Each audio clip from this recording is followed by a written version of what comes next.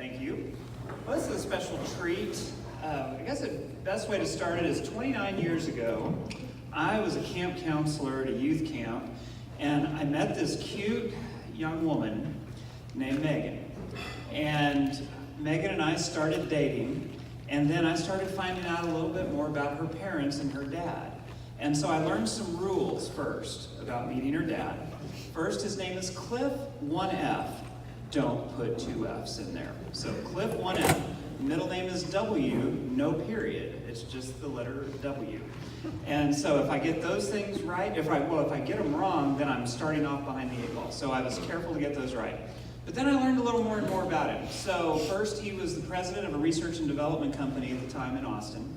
Then I learned that he had been the chief of staff at the end of Mark White's reign as Texas governor. He had been Mark White's last chief of staff in Austin. And then I learned he had done research and development stuff for UT. He had run, right out of college, he had run Jake Pickle's Austin office. And so this guy had all these layers. But then the one that was really interesting was he was there on August 1st, 1966 in Austin. And he was not only there, he took off his shoes and ran around and grabbed people off the street. And whenever Dateline is doing a special on the UT Tower shooting, he's one of the ones who's interviewed. When Texas Monthly does their big spreads, he's one of the ones they contact. And 2 years ago, he was part of the group that spearheaded getting a new memorial at UT for the 50-year anniversary of the Tower shootings. So with August 1st being 2 days away, and with my father-in-law just having moved to Fredericksburg in May, but right next door to us, I thought it would be a great time to have him come up and give you his experience in Austin on August 1st, 1966.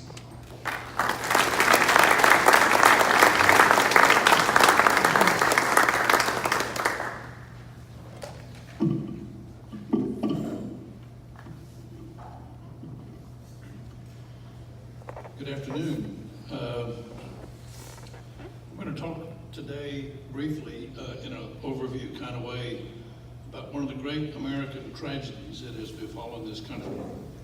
9/11, assassination of President Kennedy, and the first mass public murder outside of Civil War that's happened in the history of this country, and its impact is probably larger than we can measure. I'm going to ask your indulgence with my use of pronouns, because I almost never utter the words Charles Joseph Whitman, because I do not want to dignify or honor him in any way. So the terms that I would normally use would be sniper, killer, murderer. And he did that on a huge scale. It only took him 96 minutes to turn the iconic symbol of a premier university into a monument to madness and terror, domestic terror. With deadly efficiency, he introduced America to public mass murder, and in the process changed our notion of safety in public spaces for the first time. There's a terrific book following the Louisiana theme written by a dear Cajun friend of mine, Gary Laverne, called Sniper in the Tower. And he wrote it about 20 years ago. And it was the first attempt by anyone to really try to get to the bottom of what transpired, what led up to it, and principally what caused this guy to do the things that he did. Again, his name is Gary Laverne, L-A-V-E-R-G-N-E. And I think in Cajun, it's pronounced differently. But he lets me say Laverne, because English is my second language. Grew up in West Texas.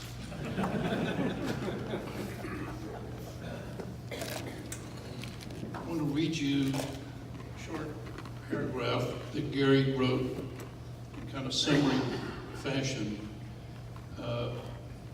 for individuals of affected by the tragedy, there is wisdom in accepting what happened in Austin, Texas on August 1, 1966 as something that can never be understood. Accepting the unknown part of God's plan often brings peace and comfort to the faithful and the bereaved, and it enables them to go on with their lives. But for society and institutions, the crime looms too large to be forgotten. Periodic attempts to understand what happened and why are worthy, and there have been other Charles Whitmans, and there will certainly be more, which turns out to have been true.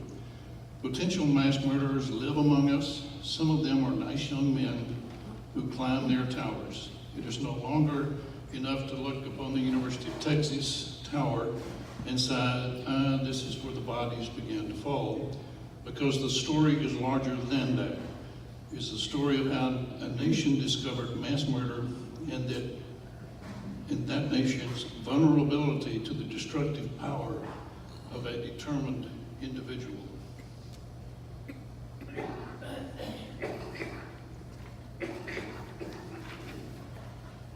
This guy was described by the press at the time and has been repeated quite often since then as an all-American kid. He was an Eagle Scout who earned 21 merit badges in his first 15 months of scouting. He was an excellent Marine, an honor student, a loving husband, and he was described as a fine scoutmaster. He was none of those things. His facades were enormous and his immaturity rampant throughout his 27 or 28 years. He was also one of the better snipers ever.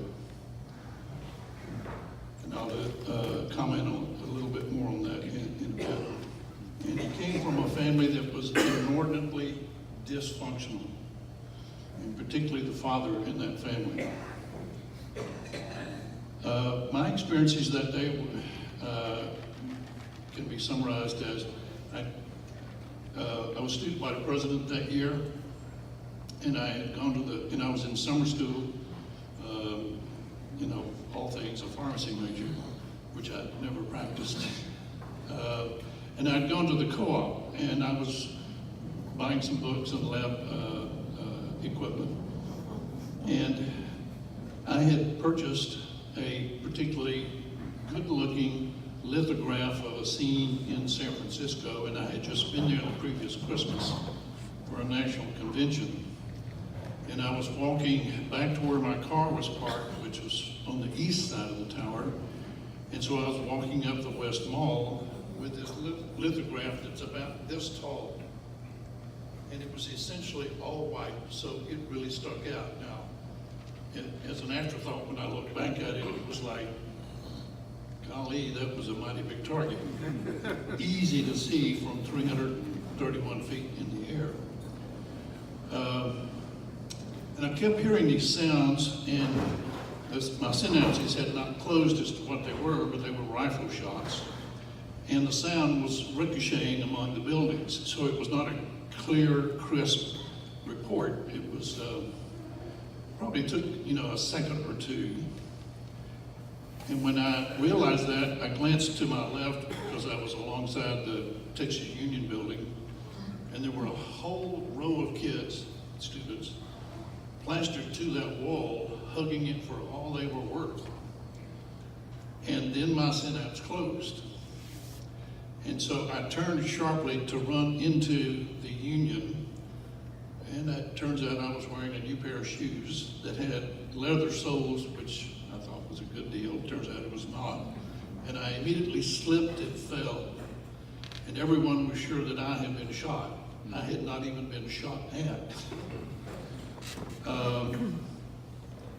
And when I got inside, word was it was amazing, particularly without any kind of iPhones, how rapidly word got around what is essentially a 300-acre campus. And so people were already saying, and this is like This whole thing lasted 96 minutes, and this is probably 2 minutes into it. There's a sniper in the tower, or there's someone up there, or several someones, shooting at people. So I decided that I was going to run up to my student government office and grab a lab coat, because I always kept 2 or 3 extras in there for pharmacy labs, in order to make some bandages, and we'd go out and see what we could do to help. In the stairwell, I ran into a dear friend of mine, Bob Higley, who was born and raised in Austin, and I told him about my intentions. He immediately volunteered to go with me. I think he looked back with some trepidation on that in following years. But we both took off. We went out the west side of the Texas Union on the Guadalupe Street side of the building. And that's where I decided, I just fell over there on the West Mall. There's a guy up there with a gun. I'm getting ready to cross Guadalupe towards the co-op side. And we could see a young person, it turns out he was 18, leaning against, sitting, but his back was leaned against a parking meter.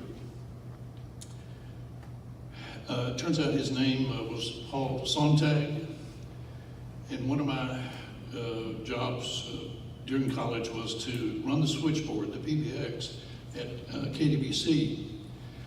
And the news director there was Paul Bolton. Many of you probably watched him many times and heard him on the radio. And it turns out that that was Paul Bolton's grandson. Now, I knew none of this at the time, of course. So Bob and I took out across to cross Guadalupe. And if I went left, Bob went right. And so we did this running across the street, and that's when the pavement started exploding around us. He now had found some new targets. It didn't hit us and didn't hurt us, but I did notice the pavement exploding. We get there, we quickly determine that this young man, 18 years of age, was dead, and that it had been a pretty horrible wound. About that time, an ambulance, and this is before EMS, so it was actually an ambulance run by one of the funeral homes, and all funeral homes had ambulances in those days. So the guy had been down by the Texas Theater and had seen us cross the street and knew that we had someone wounded or whatever, so he roared down Guadalupe in a southerly direction. And by the way, there was the strangest thing. There were 5 or 6 cars up and down Guadalupe, doors all open, engine running, no one in the cars. People, Neil Spells got on the radio, and so the word really got around, and people said, I need to get out of here. So we loaded this young man up. And while we were doing it, it also occurred to us we were no longer running in a zigzag fashion. We were standing there trying to deadweight this guy into the back of the ambulance. So we did that as rapidly as we could. For the next 90 plus minutes, Bob and I would work up and down the alley on the west side of the co-op, where the buildings were between the top of the tower and there was not a line of sight.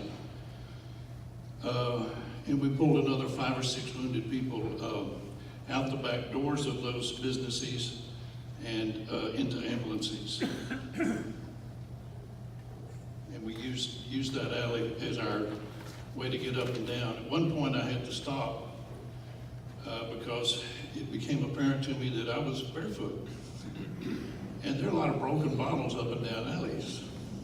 So I had to stop and pick some glass out of my soles of my feet. When the word went out at about 1:24, this started a few minutes before noon, that the sniper was dead. For some reason, we all believed that. And so everyone who was out there one fashion or another, converged on the tower. And there had to have been over 1,000 people standing around in that noonday heat. It was either 100 or 101, and there was not one bit of air moving anywhere. And a lot of people, a lot of students, guys who like to go deer hunting, took their guns with them to school for the fall semester because they could get away to some friend's lease someplace and go deer hunting. So there had been a lot of shooting back at the tower, and that's been controversial in some quarters. It turns out that almost all of the people that this guy murdered happened in the first 20 minutes of a 96-minute thing. But he was shooting at people for a long time. He had been, there's a parapet, as you may know, that runs around the top of the tower, and it's 4 feet tall, so it's about like this. So he was doing his shooting over the top, where he had a very good command. And he was in charge of 300 acres that day, one person. And he was smart enough to have figured that out. And that had never been attempted by anyone anywhere else. There had been a few suicides from the top of the tower. I think 7 in all the years the tower was there. And I think it was built in the early 1930s. So then he was reduced, on each of those 4 sides, there were 3 drain spouts.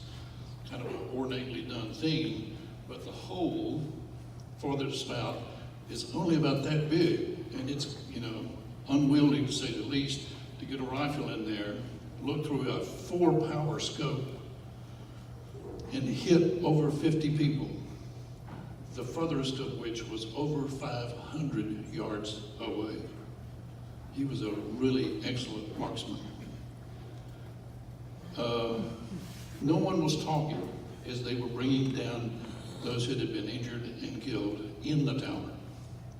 People, a large crowd, they were only whispering. The killer stabbed his wife 5 times while she slept. He strangled his mother, who had just divorced his father and had moved to Austin. He killed 17 people all told. He shot over 50 people. He never shot at an inanimate object. He only shot at moving targets. The 2 most important and courageous heroes that day were 2 Austin Police Department officers, Houston McCoy of Menard and Ramiro Martinez, who grew up about 16 miles from where I grew up out in West Texas, and Ramiro grew up in Rotan. Officer Martinez is still with us, and Officer McCoy passed away several years ago. The 2 of them took him down with 1 .38 pistol and 1 shotgun with double-aught shot in it. In the autopsy of the killer, they removed 33 projectiles, those double-aught shots, and 6 rounds of .38 caliber. The planning and provisioning that Whitman employed was beyond anything someone could have pulled off if he had been impaired by what turned out to be a pecan-sized tumor that was discovered in his brain, but not in the cognitive part of his brain, and therefore probably, most likely, had no causative effect. I'll close with the observation that Gary Laverne made in his very thoroughly researched book, and that is, Whitman became a killer because he did not respect or even like himself. This is all armchair stuff, mind you. I have no medical degrees, but a lot of people don't have medical degrees, but yet we have to deal with what happens in our lives in schools. He climbed the tower because he wanted to die in a big way, just not by suicide. He died while engaged in the only activity in which he truly excelled, and that was shooting. He failed as a Marine, he failed as a Scoutmaster, he failed at, his grades were not that good. In other words, Charles Joseph Whitman was a coward, and he allowed pure evil to engulf him. Let me stop there and be glad to answer your questions. Any questions that you have? Yes, sir. My memory may not be quite accurate, but I seem to remember that Martina's wife was a Fredericksburg girl named She is. Schmidt-Zinsky. Is that right? Vernell Schmidt-Zinsky. Yeah. I'm sure I butchered that. Yeah, that's Ramiro's wife. Great people, yes. Why did it take 90 minutes for them to get up there and take him out? The communication within the APD was pretty horrible. They were on many different frequencies. When Ramiro and Houston got to the top, they had no way to communicate with the rest of the world. One civilian, who the two policemen thought was a retired officer or lieutenant or detective, Alan Crum, was an employee at the co-op. And every phone line in Austin was jammed.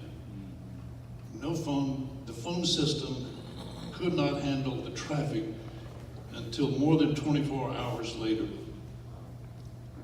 It was APD had 15 rifles in the whole arsenal of the police department. We were a pretty small town. I think in the mid-60s we were probably 300,000 people. I came as a freshman in '61. It was 0.2 million people in Austin. Today it's 2.2 million people. But there had been no training. SWAT teams were invented as a result of this whole business that day in Austin, mainly by the LA County Sheriff's Office. It started there and it's pretty much swept the country. Communications was horrible. He was as well protected as a shooter could be. There were a few thousand rounds shot at him with deer rifles. He was not injured a single time. When Martinez went to the top, he didn't know that McCoy was already there. They just knew they had to get to the 27th floor and go up 3 half flights to the 28th floor to be on the observation deck. Ramiro goes out first on the south side. He goes to the east and then heads to the northeast corner. And people are shooting at them because they see movement. And McCoy, who was sometimes a little slow on the uptake, was standing up. And Ramiro had to pull him down. You're going to get hurt. They get to the northeast corner, and Whitman, it turns out, was in the northwest corner, sitting down underneath the parapet where he could not be seen. Crum, who goes out the south door but looks to the west, was apparently, I guess you could say, a little nervous. He had a rifle that a policeman had given him, and he discharged the weapon and it shot into that west parapet, which is what got Whitman's attention. So he was looking south, not at the direction where Ramiro and Houston were coming from. So they get to the northeast corner. The views can be obstructed up there because there's a support mechanism underneath the big tower clocks, and they protrude out half of the distance. But when those two policemen rounded that corner, Ramiro was in the lead. He emptied his revolver, and McCoy got off 2 shots, and Martinez was a little energetic at this point, He reached up and grabbed the shotgun out of McCoy's hands and ran over to Whitman and unloaded the last round. For some reason, they were plugged and there were only 3 shells in there, but it was a very large double-aught shot. There was no plan, no training that had ever been envisioned that might need to be brought to bear.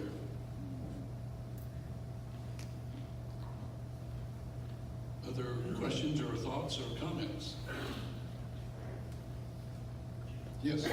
I seem to remember that at one point in time, there were, at least people thought that they had been shot at as far away as Brackenridge Hospital, which was where the ambulances were the old Brackenridge Hospital. Right. Was that true, or was No, that not true? No, that was not the case. That 500-yard shot was towards Guadalupe and I guess it's called 27th Street. It's where Guadalupe, there's running true north-south, and then it bends to the left. There was a barber shop there. There was a man getting his hair cut. He heard the commotion, still has his smock on, walks out, and he gets shot and died. That was a 500, by the hypotenuse, 500-yard shot with, what was it, a 35 millimeter Remington? No, 6 millimeter Remington, and a 4 power scope. And he was moving. The first shot, this is where the evil really comes in. A good friend of mine, Claire Wilson from Texarkana, who was 8 months pregnant, was walking with her boyfriend, who was not the father, across the South Mall. And the sniper shot Claire in the belly. So the first victim was her child. She survived and survives to this day. Loveliest person in the world. Her boyfriend, Tom Ekman, was killed and killed with 1 shot. But they were walking fairly briskly, I think they were late to class, across the South Mall. She laid on that hot pavement for 96 minutes. And she lost a lot of blood. She was in the hospital for 3 months. And Claire's description is, I felt like I was melting. So for those people directly impacted, it was pretty horrific. The next person shot was a 12-year-old boy riding his bike south on Guadalupe Street. That's not a large target. And he was killed outright in front of the co-op. So that all brought to bear a whole new thing that we had never experienced before, which is you could get killed in public places. We never even thought of that before. Did you say the victim's last name was the number 1 of the lady that was shot? Claire Wilson, now James. Claire Wilson James. She's a school teacher in New Mexico now. We had a message, I don't know who read it this morning, from Captain Nelson, Wilson. Yeah. Who commented that it was her great aunt, she said the first, but one of the first persons killed. She was inside the tower. She was the receptionist, Edna Townsley. And so her desk was on the 28th floor. And he killed her once he arrived there, and then the Gabor family, incidentally from, I think, Texarkana as well, were there just visiting. And it was Mr. and Miss Gabor and 4 of their kids, and 3 members of that family were killed in the stairwell because Whitman heard them coming up. So he just started spraying.